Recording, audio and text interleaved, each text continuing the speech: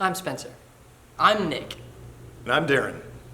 Welcome to our video series titled Faith Stories Through the Ages. We will be bringing in some of our longest term members to just talk about their amazing stories.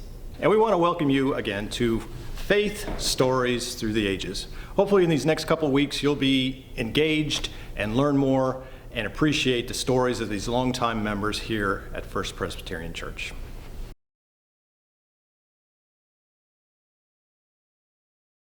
First, I just want to say thank you for asking us to share with you our faith journey, especially with First Presbyterian Church. I actually started attending church here in 1986. I'd been attending a church in Fernandina, but it didn't offer youth or children's Sunday school classes, and my son Ray was 6 years old at the time, and so I started attending here, and from the first time I ever walked through the doors, I was welcomed, and I was a single mom and expressed my concerns and questions, and it was through the likes of Ann Thomas and Jane Conkin that took me under their wings, and so I did join the church, and my son attended Sunday school here. He was confirmed here. He went on youth trips and Camp Montgomery, and it's been a joy to learn how the friends that I've met through this congregation have shared their faith story with me, which has helped me grow and learn. And the more I became involved with the church and everybody here, the more you learn about the meaning of the Word of God and how it can influence your life on a day-to-day basis. I grew up in a Catholic church, went to a Catholic school for 9 years of my life, so I have that concrete background of faith, because church, Sunday school, the whole thing, and I was glad to be able to offer that to my son as well. I've been very involved in many different aspects. I served as a deacon here from 2009 through 2011, and it was a great pleasure to work with so many members of the church. We had a big deacon group back then. There was probably 30 of us, and of course you served a 3-year term, so there was always newcomers coming in and some coming off being deacons. But that was a great way to be involved in all different aspects of the church. I was honored to serve on the personnel committee. I've volunteered as Mike and I as logo parents, the aunts and uncles program. I served as an elder here and for 3 years as well, and I ended that term in 2019.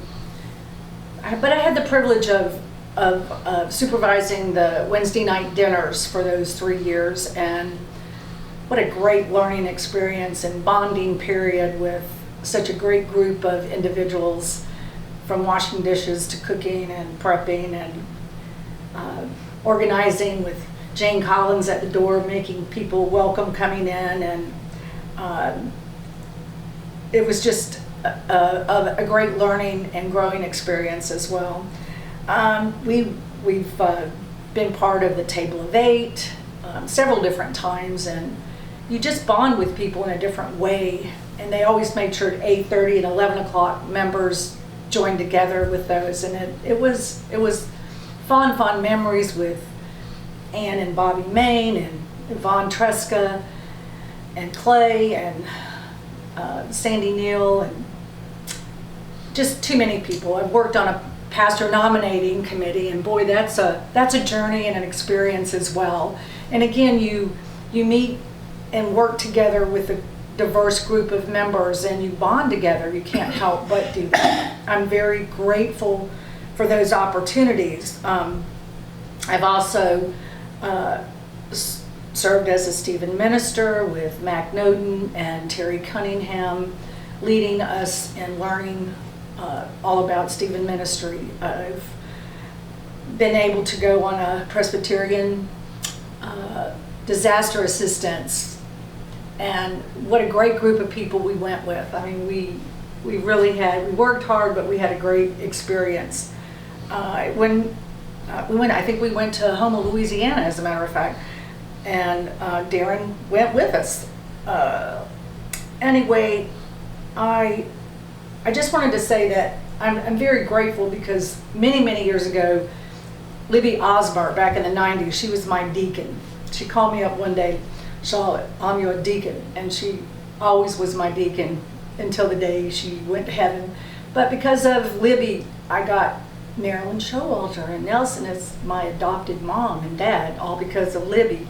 I'm very grateful for my group of church friends. We get together and dine frequently, and with Bill and Martha and Terry. And I was most grateful, though, when I met my husband Mike. He and I started dating, and he was attending the Baptist church next door, and I went with him to his church, and he would come here. Conrad Sharps was the pastor at the time, and Mike started coming here more. Then we went to the Baptist church, which I was very grateful, but I did not know that Conrad had reached out to Mike and asked him if he was interested in joining the church. So one Sunday morning, Mike said, "Conrad wants to see us before church starts." And so I'm thinking, oh, what has he volunteered me to do now? But anyway, when I got to his office, he told me that Mike was becoming a member during the service that day. And that was back in '94. Mike and I dated for a few years until my son graduated from high school, but we've been very blessed with our involvement with the church and our church family.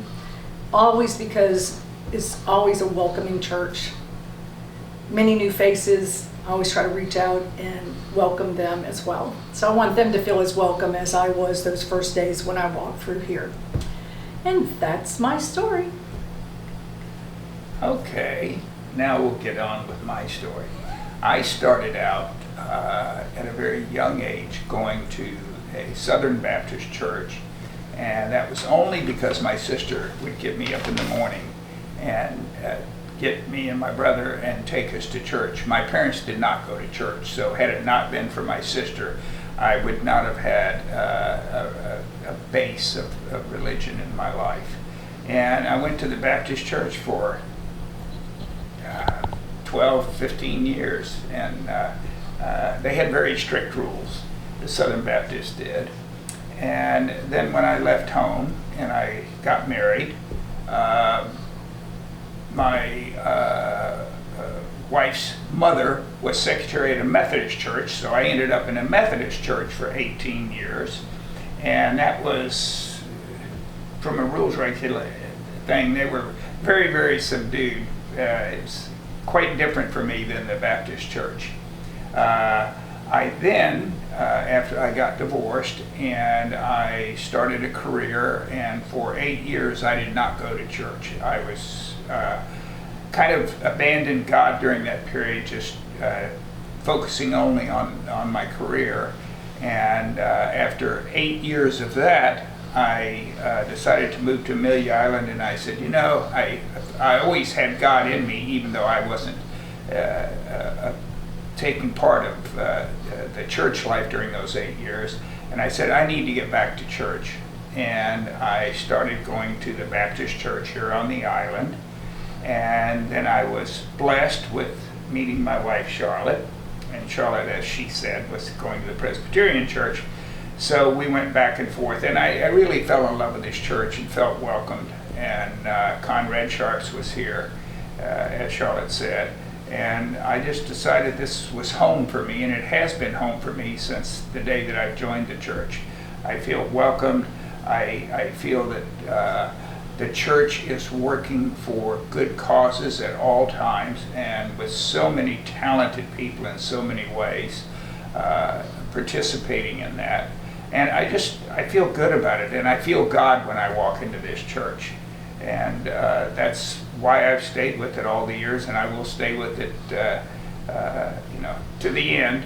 And I focus on trying to do things that really with children, because my business is with toys.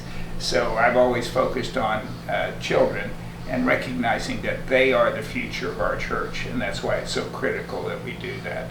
But I love the church, and I love coming every week, and I look forward to hopefully many, many more weeks ahead. Thank you.